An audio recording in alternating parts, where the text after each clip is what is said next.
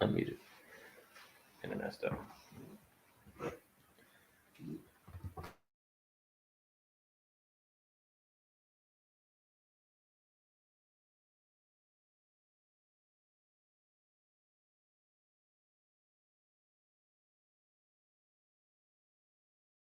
Now.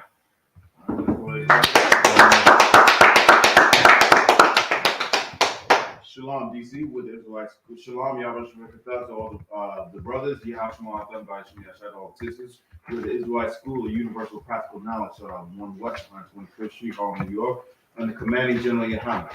Since 1969, we've been teaching the truth of the Bible. And the truth is that the so-called blacks, Hispanics, and Native American Indians are the true Jews, and that our oppressor, the small hats, and all the like of them, is a true devil that the Bible speaks of. That's right. I want to have a special announcement. I want to give a big shout out to Commanding General Yahanna and having him opening it up a phone line so that callers can actually call in and get their questions asked and answered. If you have a question or a comment, we actually have a phone line that you can call in right now. We're going to keep for the people that haven't heard it once we just started. We're going to keep reiterating it, what the phone line is. Every time we have a class, we're going to open up the phone line from as of right now. So, like, if you could, mute that, brother, Charles. Mm-hmm.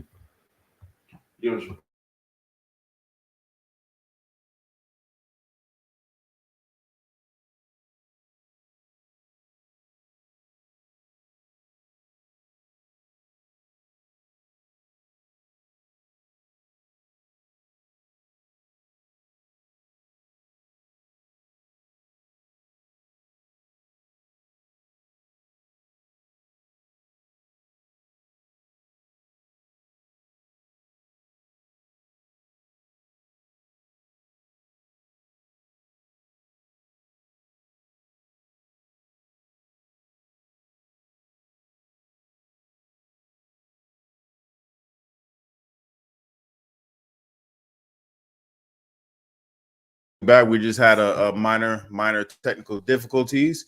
I'm gonna reiterate what I just said. Thanks to Commanding General Yahanna, we have now opened up the phone lines to I.S.U.P.K. Washington D.C. If you have a question that needs to be answered, if you have a comment that you would like to have heard, give us a call.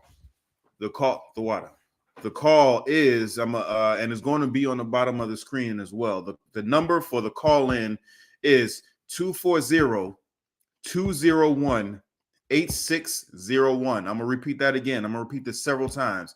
The call-in number to speak in to get a live question or comment answered is 240-201-8601. Again, 240-201-8601. Have a question or comment? Call in and we'll answer all your questions in the spirit of brotherhood. If you want to cross the line, cross the line. If you don't, man, just keep it moving. You know what I'm saying? This is a classroom setting. If you wanna ask a question in the spirit of learning, this is the place to do it. If you want to come in here with some smoke, you're gonna get handled and dealt with the same. Want to know why? Because we ain't Christians. Right. You understand what I'm saying? Now, what I'm gonna get into tonight is the topic of Thanksgiving, the so-called holiday of Thanksgiving, and what many of us didn't know, especially since before we came into the truth, we did not know that Thanksgiving is 100% anti-Semitic. Let me reiterate that. Thanksgiving is 100% anti-Shemitic. It is 100% against the Lord's chosen people. You want to know why? People tend to think, Thanksgiving is some commercial holiday where they come and give thanks for whatever reason it is, some dumb stupid reason that they have, when really Thanksgiving was a day of giving thanks that our oppressor has slaughtered our people. They have slaughtered our people, and they commemorate this this day. It's a special day for our oppressors, but it should not be a special day for us. Why? Because who in the hell would want to celebrate the killing of Trayvon Martin? Who in the hell would want to celebrate the killing of Sandra Bland or any of our brother? What's the brother's name in Minnesota?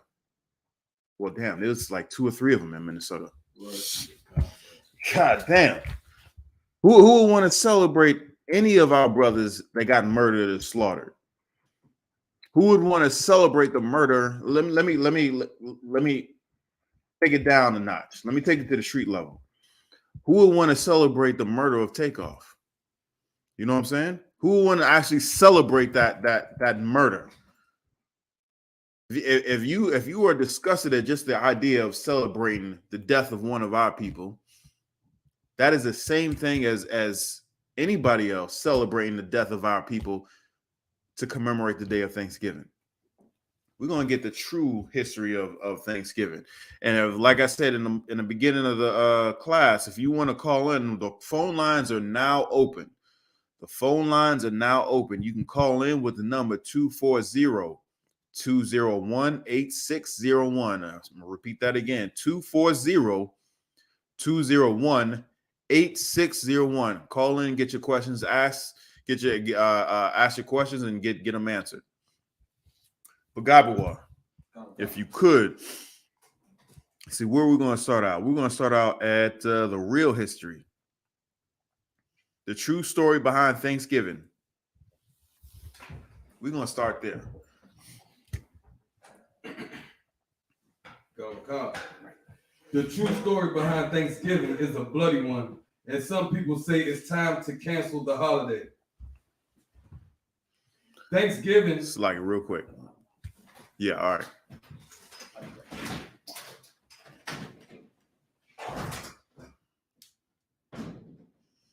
You can keep going. Come. Thanksgiving in the U.S. is traditionally a time for family and food. American school children typically learn that the tradition dates back to the Pilgrims, who helped establish Plymouth Colony in 1620 in what is now Massachusetts. So now, right now, they're teaching, and they're teaching school kids, and I've learned this, when I was a kid in school, and it wasn't the real history. They're teaching our school kids that really what Thanksgiving was. It was that the Indians actually helped the Pilgrims get through a harsh winter. The teacher taught them how to learn how to plant and grow crops and hunt and fish and do all this stuff to survive and store away to survive a very harsh winter that they had no idea what they were dealing with. Why? Because they weren't in a land that was similar to the land climate that they had come from. They was on very sandy, plains, and the weather was more harsh than it was where they had came from. So the things that they were doing back where they came from, they tried to do it in these lands, and it just did not work. Their crops would fail. They didn't have the right clothing to survive the harsh winter. They was going to freeze to death. They was going to starve and freeze to death if it had not been for the help of the Native American Indians. Now that part, now I want to say that part. There is some truth to that, because if we had not helped them, if our Native American brothers and sisters had not helped them, they would have went the way of the dodo bird and be like, man, this land is just harsh and notwithstanding, there is no life here. Either we're gonna die or we're gonna go back. You know what I'm saying? That's what should have happened. We should. And if you just look at our people today, we constantly are looking to help the people who really do not give a damn about us.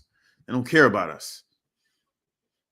And they show it. They blatantly say, in our faces.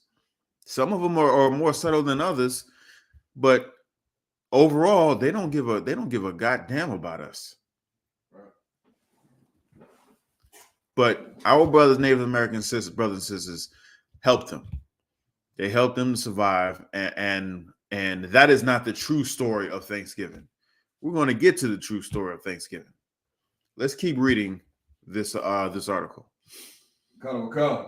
As the story goes, friendly American Indian locals swooped in to teach the struggling colonists how to survive in what the Europeans call the New World. Go ahead, stop and get that public shot.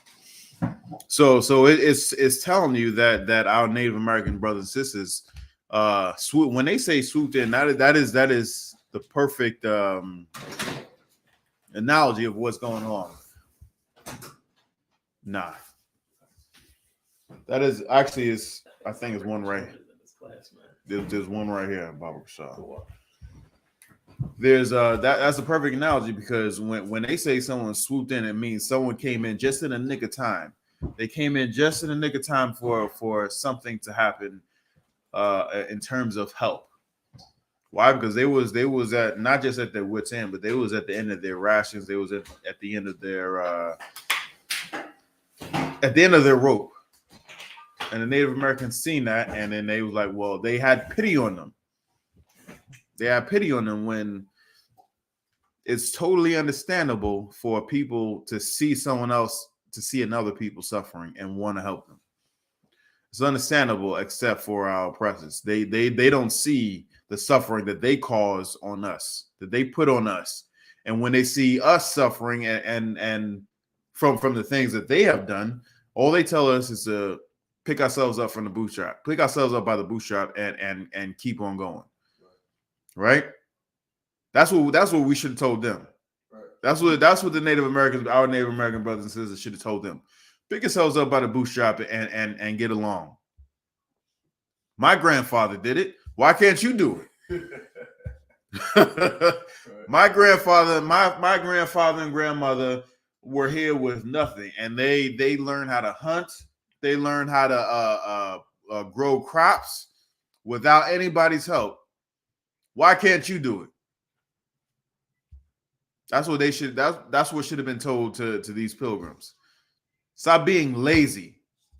Right. Stop being shiftless. You don't want nothing for yourself. But you see, we're compassionate. We're empathetic. And when we see people suffering, a lot of times we try and help people to our own, not to our benefit, because us helping them cause more and more of these parasites to come over here and in turn destroy us. Right? Let's keep going.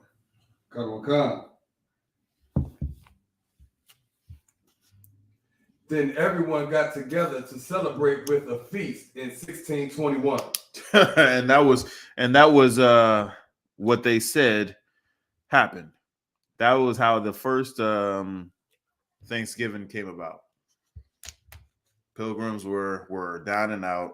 They didn't have anything, or they didn't have any know-how in order to survive winters here.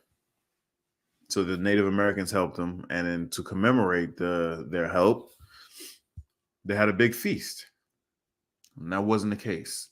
Let's keep going. Thanksgiving 2021 will mark the 400th anniversary of that first American Thanksgiving. But in reality, Thanksgiving feasts predate Plymouth, and the peace celebrated that day was tenuous. The real story behind the holiday is so dark, in fact, that some people are rethinking how they celebrate the holiday, or whether they should at all. You know, and a lot of people are trying to rename Thanksgiving to call it and First Nations or Indigenous Peoples Day. How about we just get rid of it all together? Right. Just get rid of it all together. You want to know why? Because the Most High did not ordain this holiday. That's right. The Most High told us to celebrate the holidays as He told us to celebrate, and this is not one of them. This is man-made, and this is not only is it man-made. This is a holiday made from the slaughter, the massacre of our people. Why in the hell are we celebrating? Why are we giving thanks to that? I'm not giving thanks to that. Let's keep going. Real quick. Once again, the phone lines are open. If anybody have any questions or comments, you wanna get in online on this class. If you can't physically be here, give us a call. The number is 240-201-8601. I'm gonna repeat it throughout the class. The number is 240-201-8601. Call in and get your questions answered. Let's go. Let's keep going. The Plymouth Thanksgiving of 1621 wasn't the first. Settlers in Berkeley Hundred, in what is now Virginia, celebrated their arrival with the Thanksgiving as far back as 1619, according to National Geographic. Though the Washingtonian reported the meal was probably little more than some oysters and ham thrown together. A little more than some oysters and some ham thrown together. Now, we know that is 100% unlawful. Right. 100% unlawful. We know this. And if you did not know this, this is 100% unlawful. The Most High says we are not to eat this stuff that, our oppressor calls delicacies. How in the hell is eating a garbage disposal a delicacy? You know what I'm saying? How is that? Is not. Pork and what was it? What did they say? And oysters. We are not to eat none of that. Though those are basically oysters are basically a filter for the ocean. That's what it is. It takes in garbage and cleans up the ocean. So why there's a popular saying that says you are what you eat. You eating all that trash, that garbage, the rottenness and the disgustingness of the ocean. And God knows what pigs eat anything and everything. That's why the Anacostia River is so terrible right now, because everybody's been over harvesting, actually just taking the clams and the oysters and the crabs and everything. All those animals, they filter that water. Now Anacostia River is trash. Forget about it. I didn't even know that there was crabs and oysters and all that stuff in that river. Used to be. It must have been a long time ago. You know what I'm saying? Must have been a long time ago. Have you ever seen? It's kind of funny. Have you ever seen like a oyster farm or like a lobster farm or a crab farm? You ever seen anything like that? Because I seen an oyster farm on how it's made. Yeah. And the oysters are like microscopic at first. You just grab a whole handful. That's millions of them. Yeah. But the point I'm trying to make is, you ever see it and the water is clean. The water is absolutely clean. Why? Because that's what they're doing. They're doing their job. Even in the farm, they don't have to clean that water, but because they have the cleaners in there. That's what they do. Naturally, they naturally filter the water.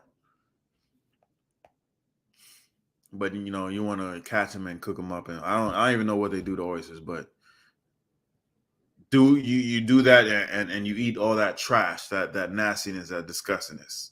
I remember seeing a little clip where this kid, his mom's put a plate down, and he was looking at her like, man, I'm not eating that.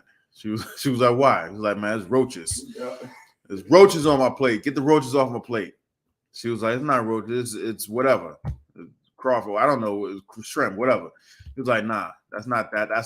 That's a roach. And I'm not eating that until you get that roach off my plate. Right. He had the one wet spirit. Right, yeah. Get that damn roach off my plate. But let's keep going. Decades before that, Spanish settlers and members of the Saloy tribe broke bread in Florida with salted pork, garbanzo beans, and a mass in 1565. See, you don't see the theme here. You don't see the theme here of unlawful, foods here. Even now, the staple is the turkey, on Thanksgiving. But they also have a very close second is the ham. Like, really? Like, come on, man. Why are we in such a rush a fervor to go in and disobey the Most High God's law, statutes, and commandments. For what? To please our oppressor? And this is huge, because think about what's going on in the news right now. People are actually waking up to the truth that so-called Blacks, Hispanics, and Native Americans are the true Jews.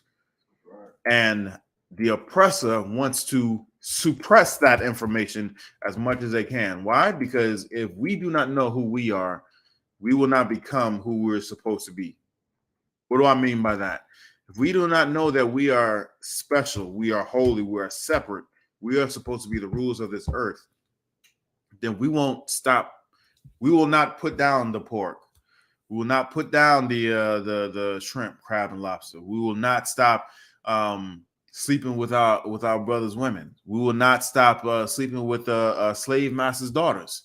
You know what I'm saying? We the things that the Most High told us to do, if we do not know that those laws are for us, we're going to continue to break those laws. And that's why the oppressor is fighting tooth and nail to keep us under his foot, to keep us in a place where we celebrate the slaughter of our brothers and sisters, Native American brothers and sisters, where we celebrate the wholesale market of Black, Hispanic, and Native American Indians. Everything the Most High told us not to do, we're doing it because we don't know who the hell we are. I'm telling you, Black man, Hispanic man, Native American Indian man and woman, you are the Most High God's chosen people. And he hates that his people has been slaughtered. Even more so, he hates that we're celebrating the slaughter of his people. Let's keep going. Our modern definition of Thanksgiving revolves around eating turkey, but this was more of an occasion for religious observance in past centuries. The Pilgrims would most likely consider their sober 1623 day of prayer the first actual Thanksgiving, per the History of Massachusetts blog. Others pinpoint 1637 as the true origin of Thanksgiving, since the Massachusetts Bay Colony's governor, John Winthrop, declared a day to celebrate colonial soldiers who had just slaughtered hundreds. Who just what? Declared a day to celebrate colonial soldiers who had just slaughtered. Who had just what? Who had just slaughtered. Who had just what? Who had just slaughtered. What gets slaughtered? And it just when you say slaughter, what comes to mind? Cattle, yeah. Farm animals. Yeah. When they get slaughtered, is there any fight in them? No. I went to I was in Hamland one time way back when, and it was I was slaving over there, and it was for you people who don't know Hamland, I'm talking about Africa, right? It was stink. I just let you know straight off the bat. Some of the brothers was telling me, hey, you can go to this market and they have live chickens out there. You take your chicken, you pick whichever you want, and then they'll slaughter it right in front of you and dress it, and then you'll take it home and cook it up. It's real good eating because it's fresh. It was just alive, by the time you get there and the time you get home an hour ago. You know what I'm saying? So they're saying it was fresh, right? So I go there. I find the place, and it was a bunch of chickens, and he had like this little shop, this little hut, right? And it was just walking around, just doing whatever, right? In his little shop. He was like, yeah, well, so which one you want? So I, he didn't speak English. I didn't speak his ham language. I was picking, like, I want that one. Right. So he took it, he put it on a scale, he weighed it, and like it was like on, just like imagine this was the booth, right? Scale was on top of the booth, and between the booth, and me, it was just nothing. You know what I'm saying? The chicken could have just got up and ran and went his way. He put it on the scale. The chicken laid there, and he went about did something else.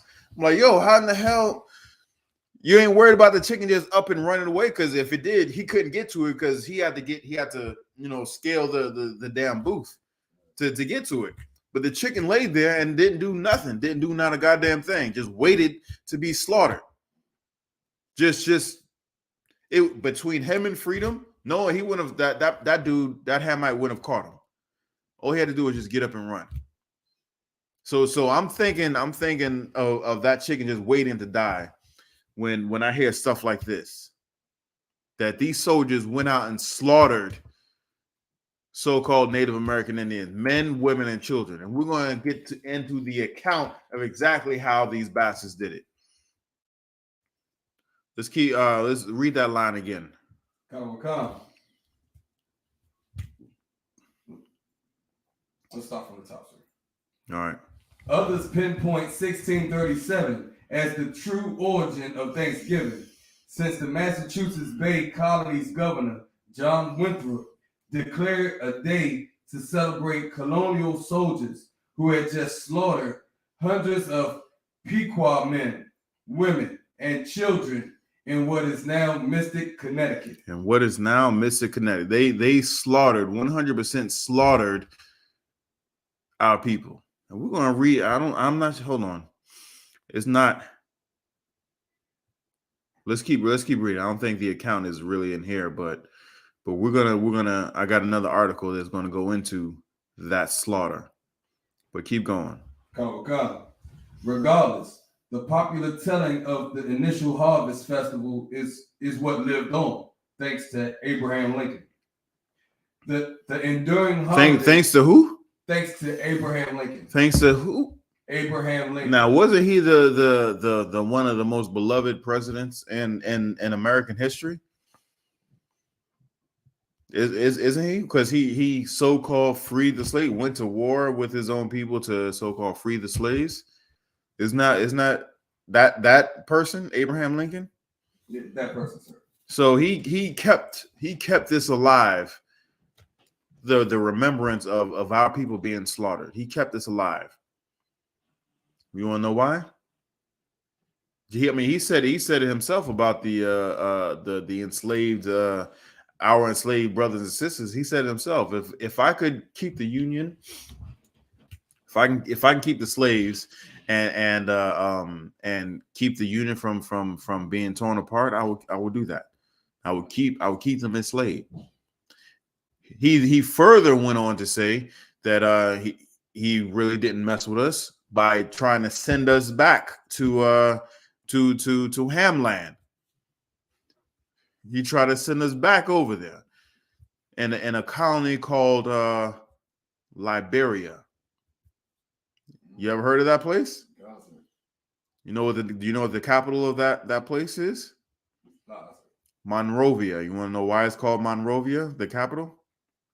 Something to do with Monroe. Yeah, the president right after him was President Monroe. After Lincoln got assassinated, he continued on what Lincoln initially wanted to do, to send all of our people back over to Africa in this colony called Liberia. It's supposed to be like a liberated place, right? So the capital is Monrovia, where the President Monroe continued what Lincoln had started. But he did not finish because his own people killed him. That is the legacy of our oppressor. It's just death and murder and assassination. Don't forget disease, because they have a lot of disease. You know what I'm saying? You don't believe me?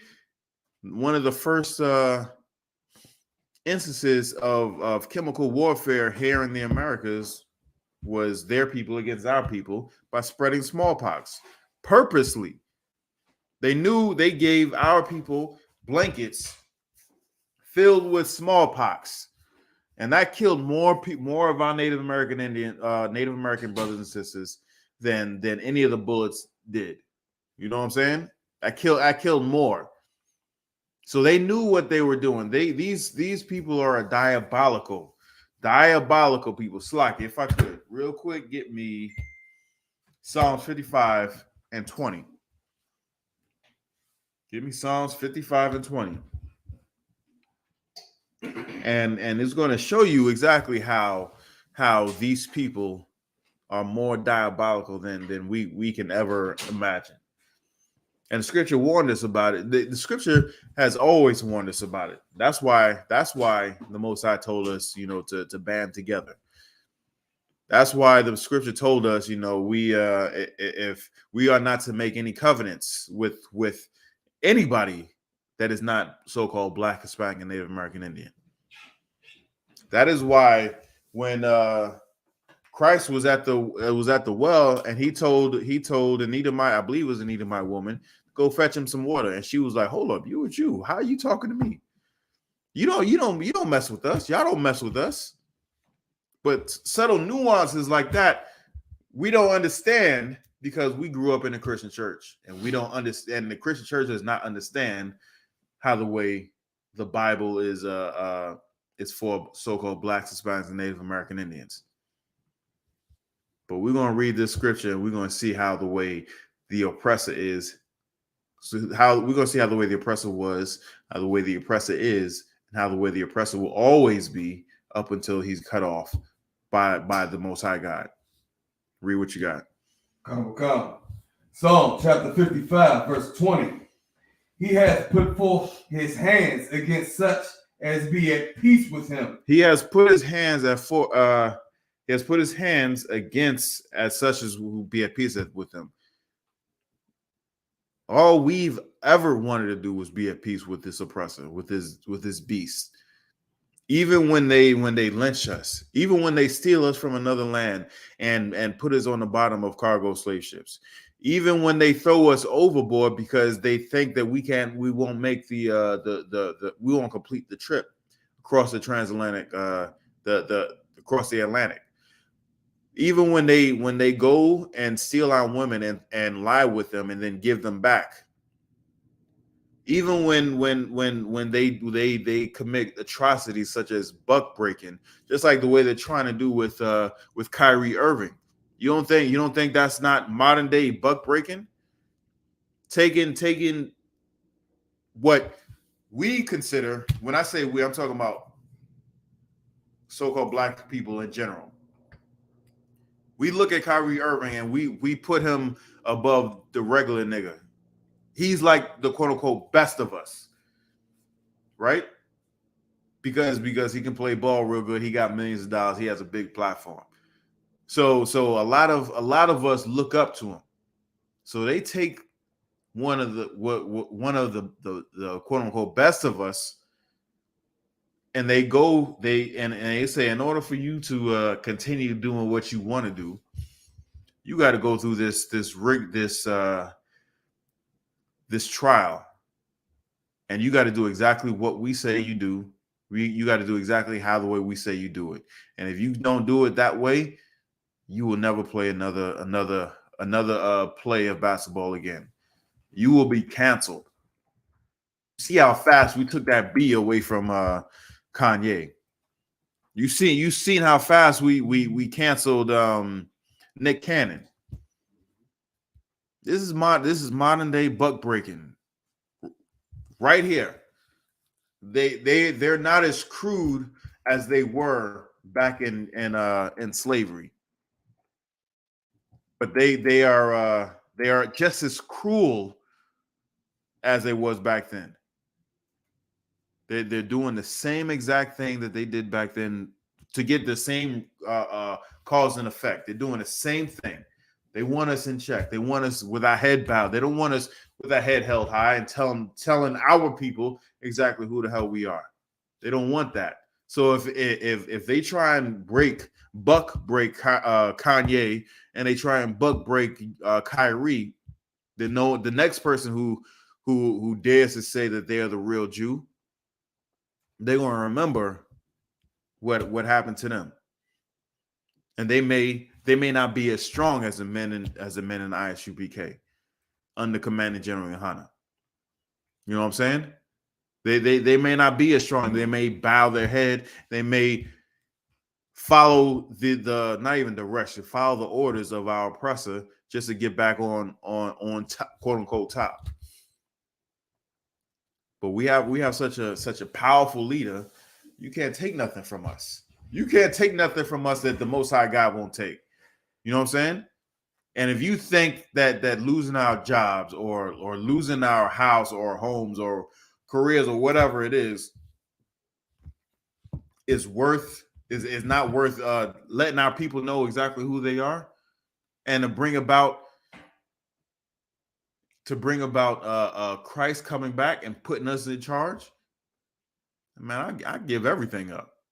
You know what I'm saying? I would give everything up just for that to happen, just to ensure that to happen.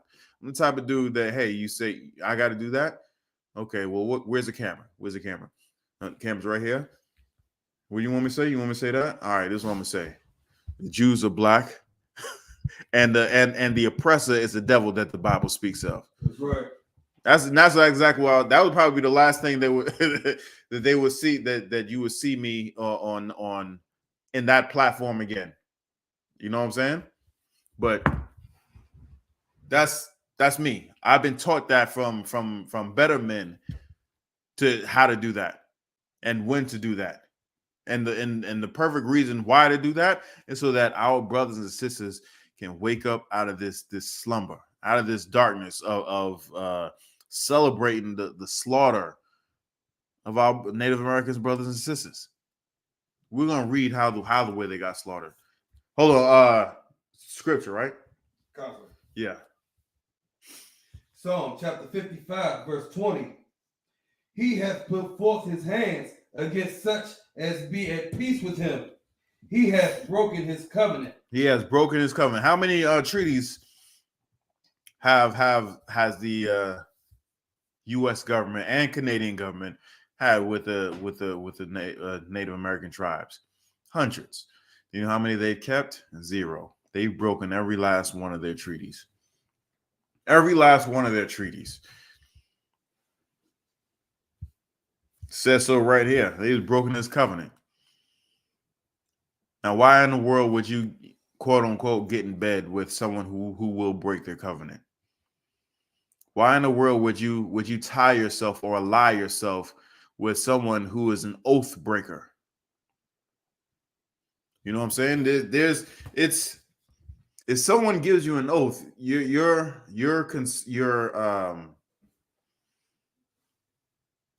counting on them, you're relying on them to keep their word. And a lot of times, whenever someone breaks their oath, it is at the worst time for you.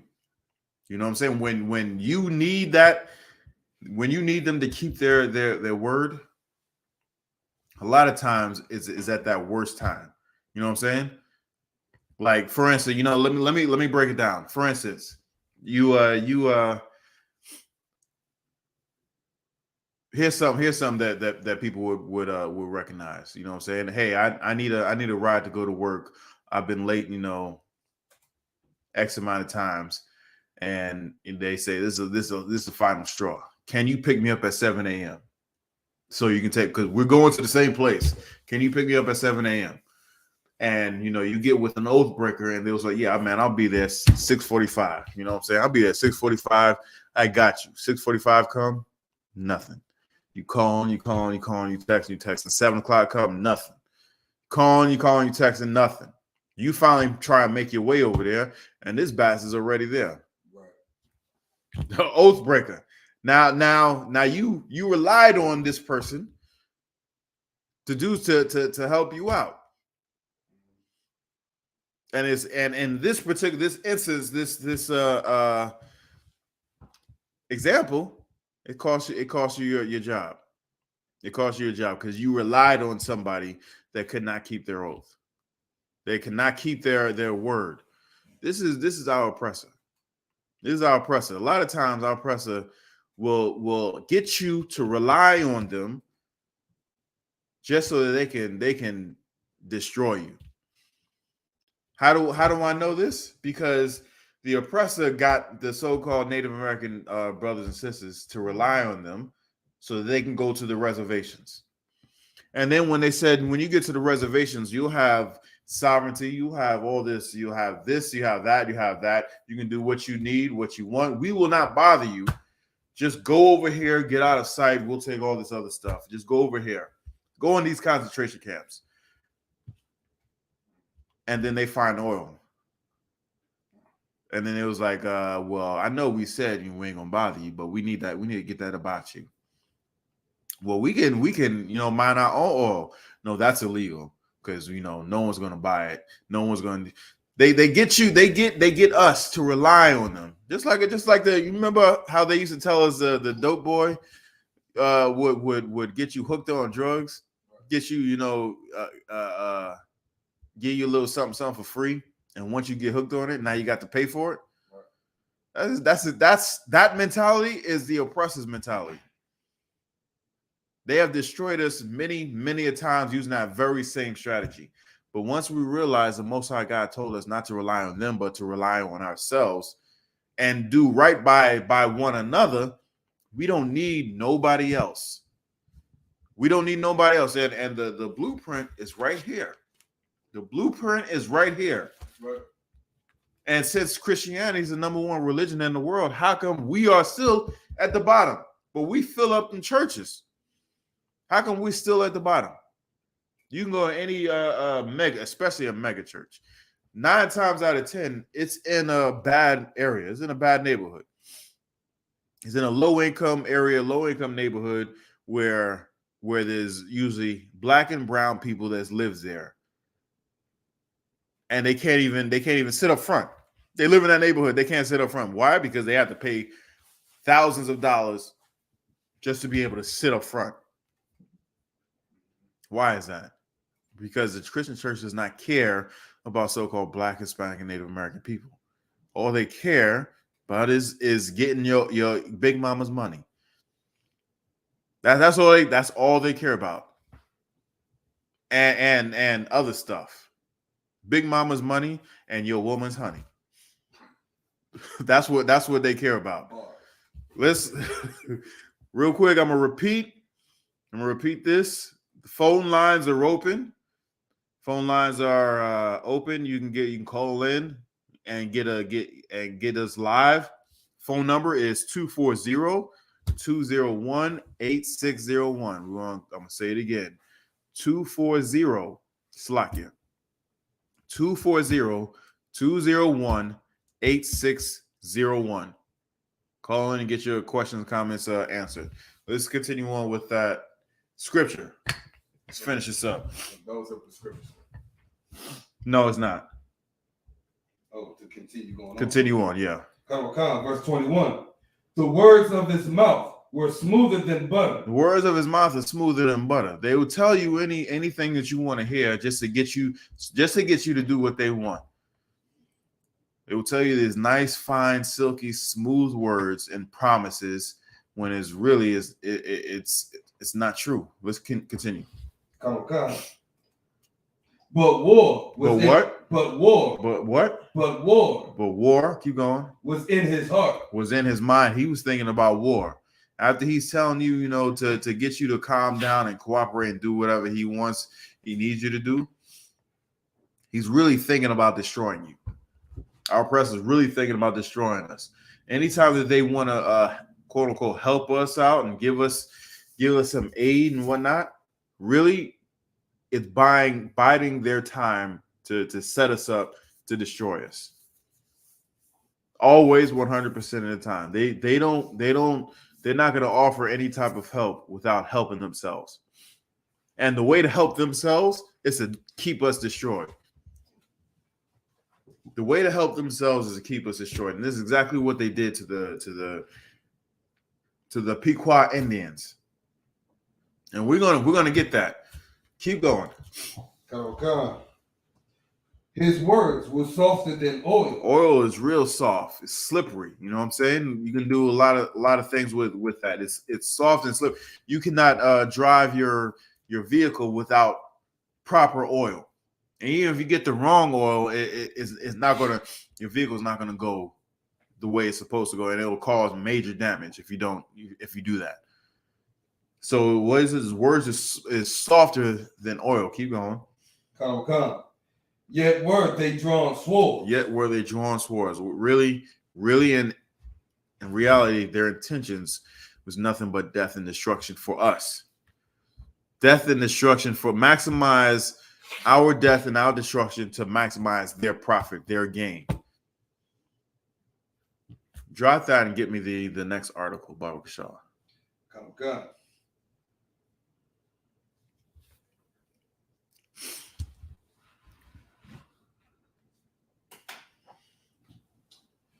Come. 1637, Pequot massacre. The real story of the annual U.S. Thanksgiving. This is the real story of why you celebrate Thanksgiving. Because of a massacre. Hold on, stop. Look up the definition of massacre. If you can. Where you going to? Merriam-Webster dictionary. Okay. Let's get that. Let's get the definition so you can really truly understand, because we're throwing out these words and we don't really get we know what it is, but we don't know what it is. You know what I'm saying? We know it's a bad thing, but we don't know exactly what it is that we're talking about. So we're gonna get the definition of massacre. Read what you got. Come. Massacre. Now, the killing of many persons under cruel or atrocious circumstances. Okay. So stop right there. So it's a killing of many people, many persons that is under cruel or unusual circumstances. So right there. Sorry, sir. Atrocious. Atrocious. It's even worse. So number one is the killing of people. You know what I'm saying? When you hear something like that, a killing of some people, you may think of, Call of Duty, where there's two sides and, two sides are armed to the teeth and one is just, better than the other. Or you think in Game of Thrones in a duel or something like that, where two sides are going up against each other and they're just, whoever has a better skill or has maybe just a little more luck will get the better of the other person or get the better of the other side.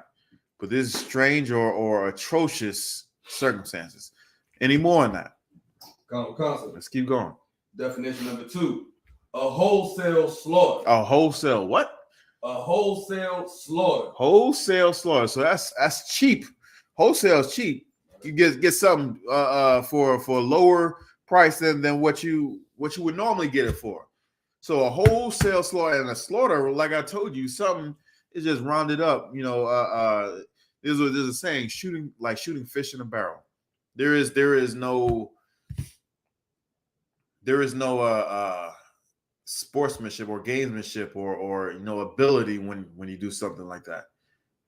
It's just you just take aim and it's a barrel is right there. Everything is lined up for you. You have to do no work. So a wholesale slaughter. Keep going. That was it, sir. That was it. All right. Let's get the article. Come. Would you like me to read the sign? What's that? Would you like me to read the poster? Yeah, let's read that sign. Come. Indian land for sale. Get a home of your own. Easy payments.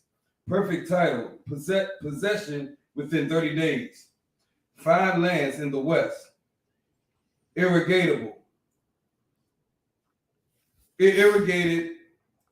Irrigable, grazing, agricultural, dry farming.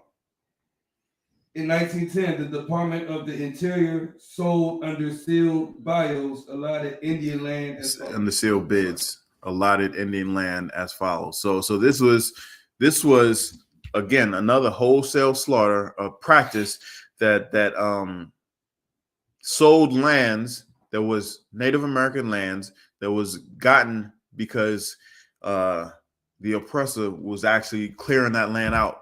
And how were they clearing them out? By slaughtering them. Wholesale slaughter. That was the way to do it in the 1910s and 1800s. That was gentrification. They would just come in, kill everybody, and say, we got some, nice lands on sale. Price on your head, you know where that came from? That came from the U.S. government putting price on Native Americans' heads. Whether you're a man, you're a woman, or you're a child. You got 3 different prices. And you got an even higher price if it was someone of importance. So this is sanctioned by the U.S. government. You know what I'm saying? Let's keep going. Come. Most of us associate the holiday with happy pilgrims and Indians sitting down to a big feast. And that did happen once. The story began in 1614 when a band of English explorers sailed home to England with a ship full of Patuxent Indians bound for slavery. Bound for what? Bound for slavery. So hold on. So I don't know if you heard that right. This is an actual article. This is an actual article talking about the transatlantic slave trade. They said, and when did the so-called Africans got brought over to the Americas? It was 1619. Read that first line there. The story began what? Come. The story began in 1614. 1614. And little did you know that it was happening before that, 1492, once Columbus came over to this side of the world. When he went back, he had enslaved Native American Indians over there, Taino Indians. He took back to Spain, and it's saying so right here. Read that line again. Come. The story began in 1614 when a band of English explorers sailed home to England with a ship full of Patuxent Indians bound for slavery. Bound for slavery. According to Deuteronomy 28:68, it says that we will go back into slavery, bondage, Egypt, again on ships. And then when we get there, we'll be sold as slave men and slave women, bondmen and bondwomen. It's saying so right here. This is history that we're reading. So all you fake camps out there that's saying, our brothers and sisters, that the Native Americans brothers and sisters are not Israel. History is telling you, is proving the prophecy that was in the Bible. Right. It happened to them first before it happened to us. But just like the Most High God says, it doesn't matter if you're from the tribe of Asher or if you're from the tribe of Levi. All of these curses are going to overtake us. All of these curses are going to overtake us. Everything that happened to Judah is going to happen to Issachar. And it's going to happen to all the tribes, whether you're in the northern kingdom or in the southern kingdom. We are all one people. And this right here is just proving exactly who we are. But let's keep going on how they massacred our people. And now we celebrate this bastard holiday. Come. They left behind smallpox, which virtually wiped out those who had escaped. Didn't I just bring this out earlier? Concert. These bastards came over here, you know what I'm saying?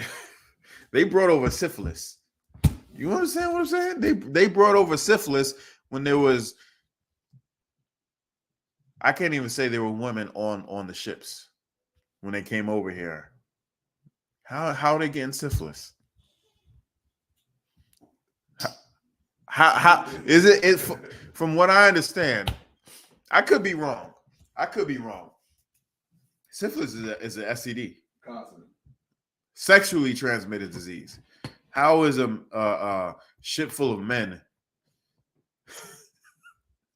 bringing over syphilis by committing abominable acts.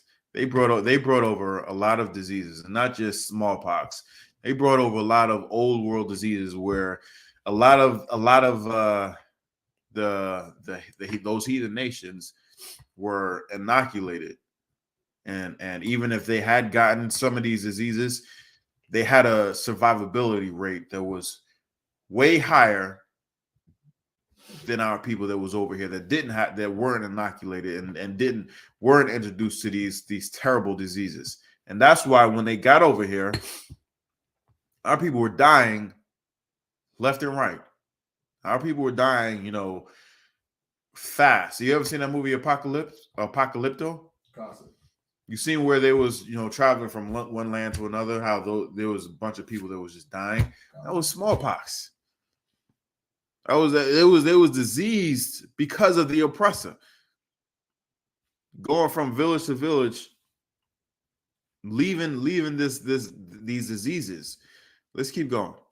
By the time the Pilgrims arrived in Massachusetts Bay, they found only one living Patuxet Indian, a man named Squanto, who had survived slavery in England and knew their language. So by the time they came over there, it was only one of them left. That's how much of devilish bastards that these people are. They took whole tribes of Native American Indians by the time someone came over there, there's only one person who escaped it. There's only one person who escaped it. He was not a homeborn slave. And this is one of the reasons why they came up with that concept, that notion of keeping homeborn slaves or breeding homeborn slaves. Why? Because when they're born into captivity, they don't know anything about freedom. Don't know anything about freedom, and that's why our people are the way we are today. Is because we were born into this captivity.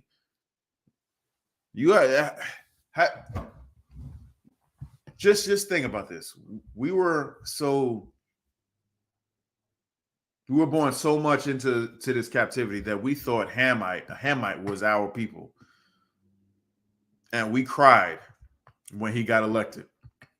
We had so much hope that when he did get elected, that if he did get elected, he would do so much for us. That he would do so much for us because we were actually in power. Why? Because we could never imagine, even though we told ourselves you could be president, one day. I don't know how many times when I was a kid they told me that. Well, to this day, it haven't been not near nigga president. Nor will there be that, because when Christ comes back, it will be a king. That's right. And then we'll be in power forever. That's right. But we can't even imagine. We can't even imagine one of us being in charge and being righteous and being for our people. Because the second any of us gets into office, we don't help each other out. We don't do what we're supposed to do. The closest I would say the closest thing to that, and I was here in Washington D.C., was Marion Barry, where he actually looked out for the people that no one wanted to look out for. And he got ostracized and criticized, and he fell short. You know what I'm saying? He was not in the truth, but he did what he thought was best for his people. You know what I'm saying? When no one wanted to give jobs to convicted felons, he did that. When no one wanted to clean up the streets and get the kids out of the streets and into doing something productive, he did that. You know what I'm saying? You have no idea how much that man had meant to the city by trying to do what was right.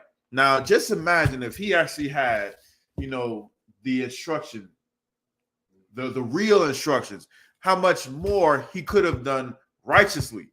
There wouldn't have been no agenda to try and set him up.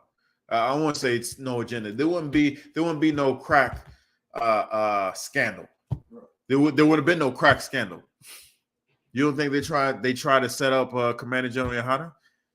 You don't think they try to do that? You want to know why that no scandal has come out with him? Because he does not break the laws of the land.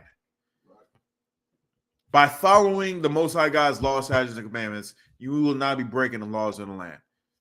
You will not be caught up in some type of scandal. That's why you see all these other fake Israelite groups having all these other scandals, because they don't follow the law. They don't follow the Most High God's laws, statutes, and commandments. Therefore, they're going to be breaking the laws of the land.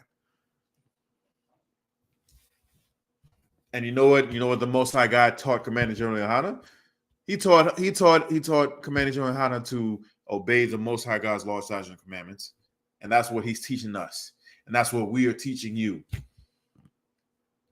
Following this, get me, I despise, I hate your feast days, Baba Kashaw.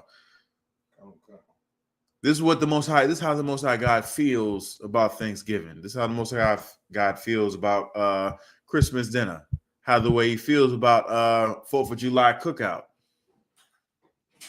What are some other feasts that these bastards be celebrating? Christmas, Easter, yeah, Easter. 4th of July. He despises your Easter. He despises your all this nonsense that you have going on. He despises all of it. And I'm gonna get it real quick one more time. If you want to give a call in number. What's that? Let's hear the question. Let's hear the question. David, no sweat. Microphone set up. Okay. We got a question online. We got a question online that says from David James Harrington. How did whites enslave you when I thought you were from Israel? How did whites enslave you when you thought you were from Israel? Okay. I believe this dude has asked some questions before. And read it one more time. Yeah, read that one more time. Question from David James Harrington. How did whites enslave you when I thought you were from Israel?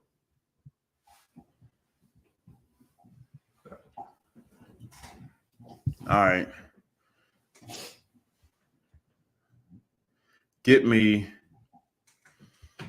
Luke chapter 21. Luke 21 and 20. I believe. Hold on. Is this it?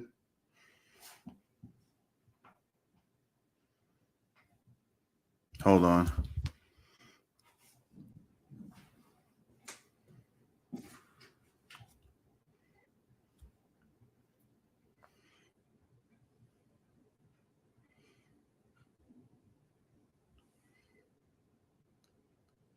Okay, yeah. You got from Babylon to Timbuktu as well? Constantly.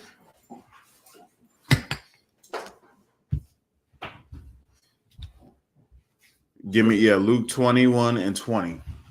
Come. So the person online asks,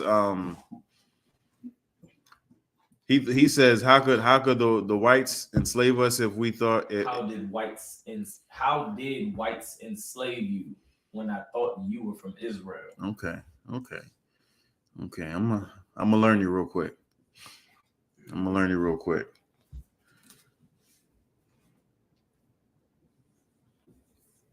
Read what you got. Come. Luke chapter 21, verse 20.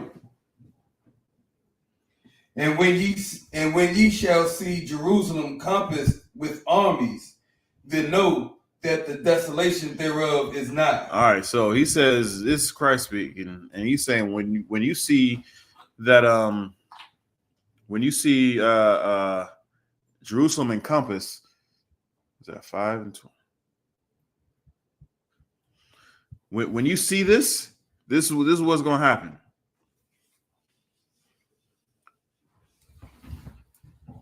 So Salakia. Yeah, okay. The water, yeah. I see what you're doing. So he's saying, Christ is saying when the city has been encompassed, when it's being surrounded, just know that destruction is going to come, is going to happen. So when you see this sign, when you see this that is going to happen, this is what you need to do. What should you do when you're outgunned and you're outmatched and you don't have a people who are down for each other and who are trained to be down for each other, to actually go to war? Or what do you do when you are just totally outmanned and outgunned? You surrender. What some people do. Well, some people do. Christ didn't tell you to surrender. He didn't say just give up. He didn't say that. What did Mattathias do? Oh, he still fought. How did he fight? Did he stay at home? Nah, sir. Where did he go? He went to the field. Nah, he went up to the mountains. He went up into the mountains, and he waged war that way. But this is what Christ said. He said, once you see that that Jerusalem has been encompassed, know that destruction is definitely going to come. So because when this happens, this is what you do. Keep reading. Come, verse 21. Then let them which are in Judea flee to the mountains. Flee to the where? Flee to the mountains. Uh-huh. And let them which are in the midst of it depart out. So whoever's still in there, let them bounce. Go into the mountains, right? Keep going. Come. And let not them that are in the countries enter thereinto. And let them that are in the country enter thereinto. Give me from Babylon to Timbuktu. Give me the part where it says, the Roman Emperor Vespasian, not the emperor, the Roman general Vespasian. Do you know what page that's on?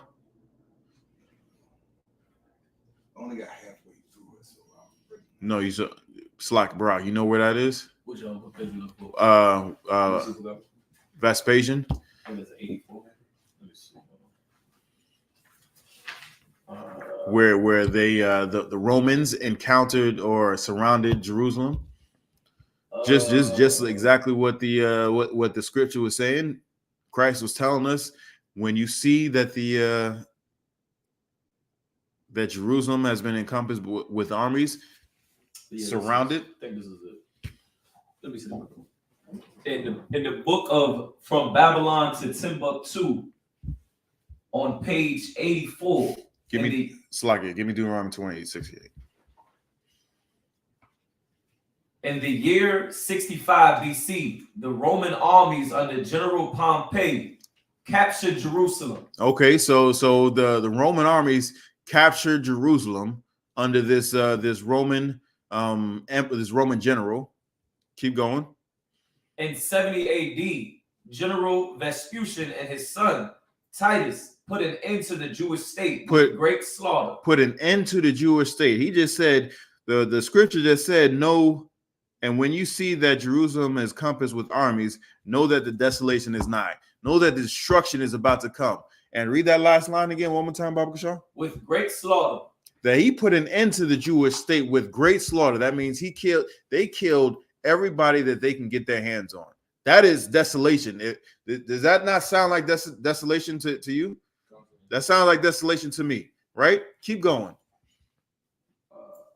During the period of the military governors of Palestine, many outrages and atrocities were committed against the residue of the people. Okay, so after they killed everybody, they started committing atrocities to the people that was left over. The residue of the people. They started committing a lot of atrocities, and we're going to get into some of these atrocities. Let's go.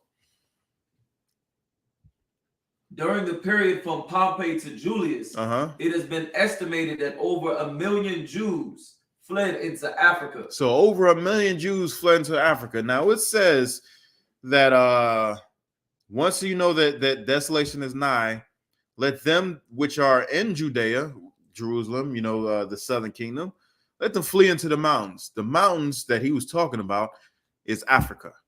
Flee into the mountains of Africa. So you saying, how could the whites, Sly, I put it in your words, how could the whites enslave us when we are supposed to be from Israel? Well, the whites conquered Israel and killed us, put us into slavery, and those that survived and escaped it went into the mountains, went into Africa. That's how we got into Africa. From Israel, but we got into Africa. Any more on that? Fleeing from Roman persecution and slavery. Fleeing from Roman persecution and slavery. We said we ain't gonna live like that. So we fled into Africa. Drop that. Get me what I asked for. Deuteronomy chapter 28, verse 68. And the Lord shall bring thee into Egypt again. So he says, and the Lord shall bring thee into Egypt again. Now, what does Egypt mean? Egypt means slavery and bondage. That's what Egypt means. If you don't, you can go to Exodus 2:20-2, and you'll see that's what that means. So he says, and I will bring you into slavery again. We was already in Egypt as slaves. When we left Egypt, we walked out. So he says he's going to put us into slavery again. But this time, keep going. With ships. He says he's going to put us into slavery with ships. After the fall of Jerusalem in 70 AD, we fled Jerusalem. We fled our homeland. We fled Israel, and we fled into Africa. Why? Because the Africans are dark-skinned people. They are not our people. They are dark-skinned people. Just like Christ fled into Africa when they was trying to kill him when he was a child. It's not like he's going to flee into Chinatown. What do I look like trying to hide from somebody going into Chinatown or going into Little Italy? I'm trying to hide and blend in. That was the whole purpose of me if someone's trying to get me, someone's is after me, I need to go someplace where I need to blend in. So where am I gonna go? I'm gonna go southeast. You know what I'm saying? I'm gonna go where I'm gonna go to PG County.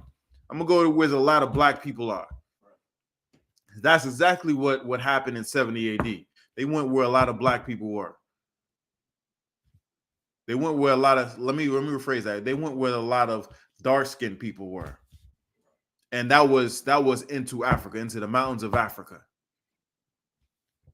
Scripture is saying he's going to bring us into Egypt again. He's going to bring us into slavery again with ships. Keep going. Come. By the way whereof I spake unto thee, thou shalt see it no more again. By the way I said you was going to do it, you ain't going. It's going to happen. And your homeland, you ain't going to go back to Israel again. You ain't going to see it again.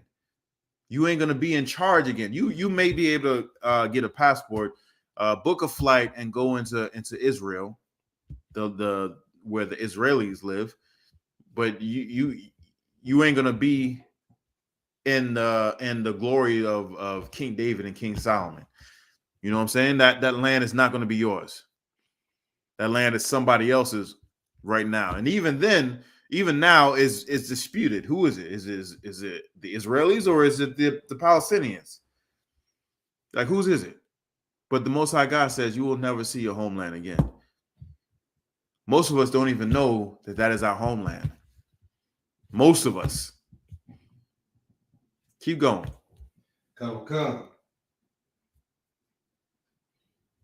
And there ye shall be sold unto your enemies. And there you shall be sold And there you shall be sold. How many times we gotta bring up the auction slave blocks on Baltimore, in Jamestown, Norfolk, all these ports, these slave ports, these major ports was actually slave ports. Was some in Philadelphia. You know what I'm saying? New York City. All these were slave ports. We were sold as what? As bondmen, As slave men and bond women, and slave women. Do you see the connection? Christ prophesied how the way we're going to leave our homeland and then go into Ham land, and then once we're in Ham land, the prophecy was we're going to be put into slavery again from slave ships, and then we're going to be sold as slave men and slave women to our friends and our co-workers and our and our equals and our neighbors. Is that what it says? What does it say? It says, and there ye shall be sold unto your enemies. Unto your who? Unto your enemies. Nah, that's my co-worker.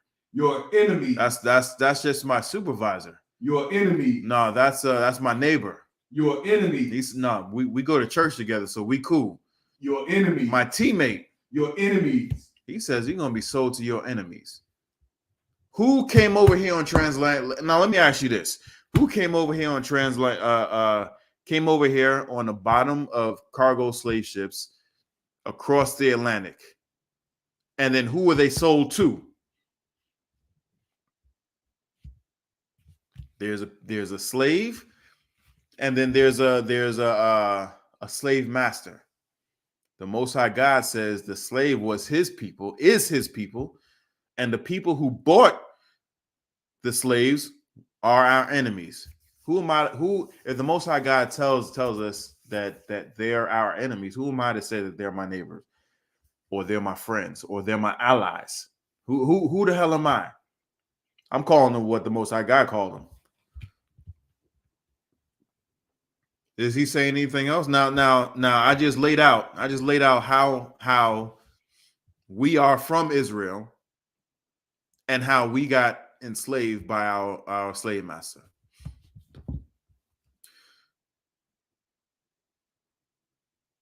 Drop that. Hold on. Drop that. I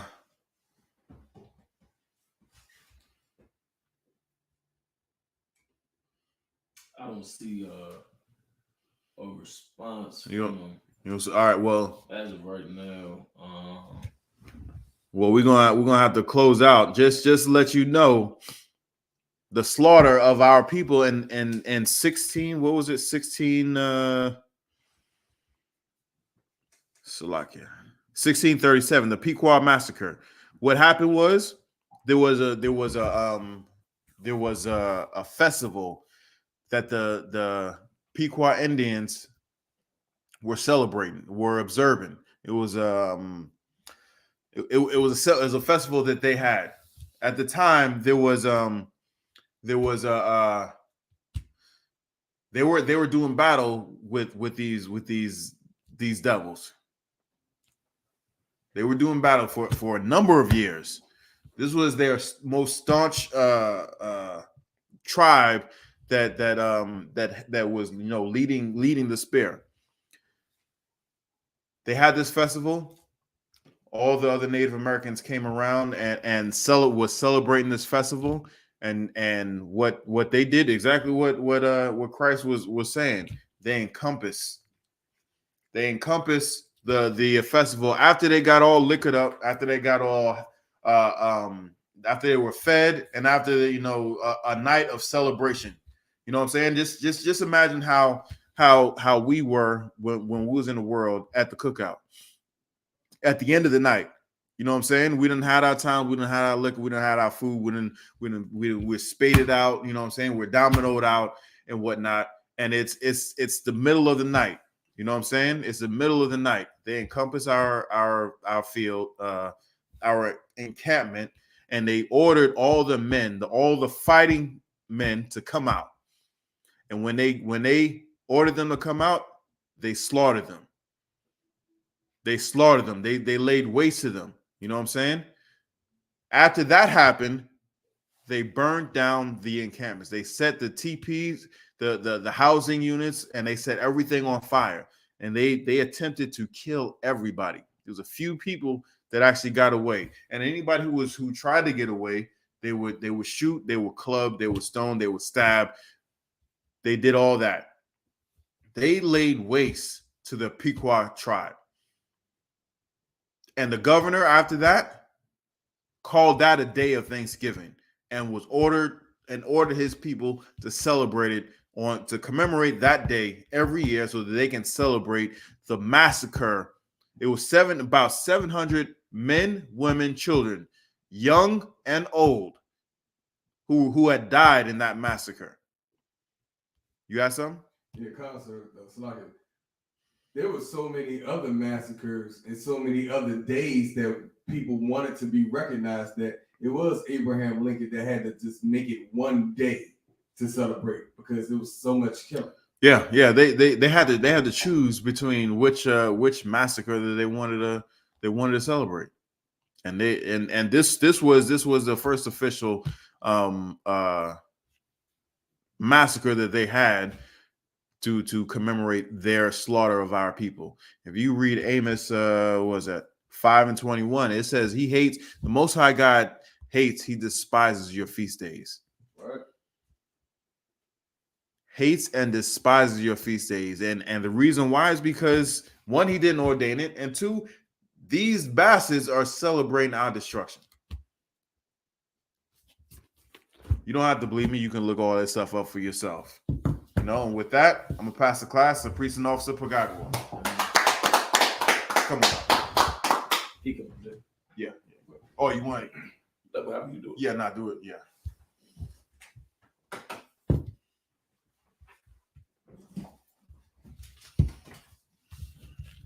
I.S.U.P.K. security announcements.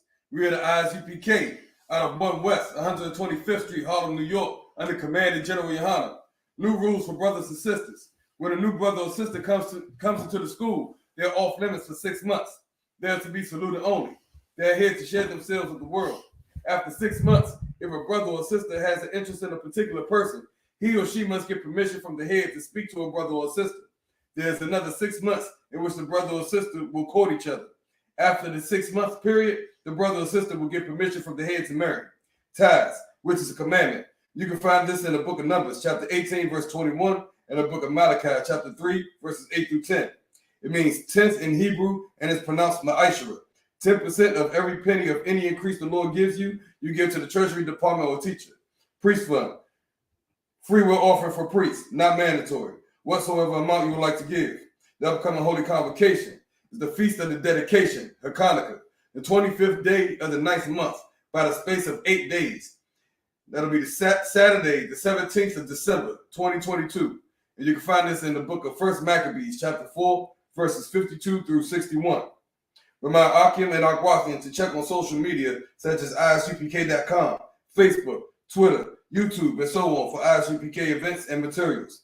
If a brother wants to be a trooper in the school, you should start wearing all black, which includes black boots, black shirts, black pants, black headband, or scarf. And with that, I say Aimadium, which means to stand.